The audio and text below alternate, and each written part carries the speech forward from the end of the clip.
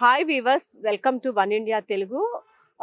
దేశవ్యాప్తంగా కూడా బంగారం వెండి ధరల్లో భారీగా హెచ్చుతగ్గులు అనేది కనిపిస్తూ ఉంది. ప్రధానంగా చూసుకుంటే ఇరాన్ ఇజ్రాయెల్ దేశాల మధ్య జరుగుతున్నటువంటి యుద్ధం నేపథ్యంలో ఈ బంగారం ధరల పెరుగుదల అనేది మనకి స్పష్టంగా కనిపిస్తూ ఉంది. అయితే 2-3 రోజుల్లో అయితే విపరీతంగా పెరిగినటువంటి బంగారం ధరలు ఈ రోజు కాస్త తగ్గుముఖం పట్టాయి అని చెప్పాలి.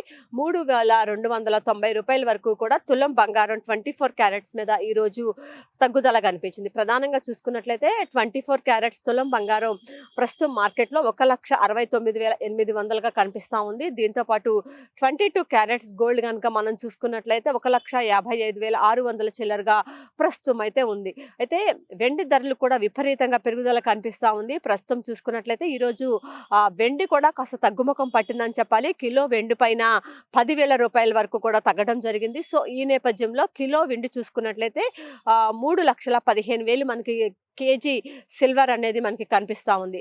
ప్రధానంగా చూసుకున్నట్లయితే ఇటు ప్రపంచవ్యాప్తంగా కూడా నెలకొన్నటువంటి రాజకీయ పరిస్థితులు, యుద్ధం నేపథ్యంలో బంగారం వెండి ధరల్లో మరింత పెరుగుదల అయితే కనిపించే అవకాశం ఉందని నిపుణులు అయితే హెచ్చరికలు జారీ చేస్తున్నారు. తులం బంగారం 2 లక్షల వరకు కూడా చేరే అవకాశం ఉందని స్పష్టం చేస్తున్నారు.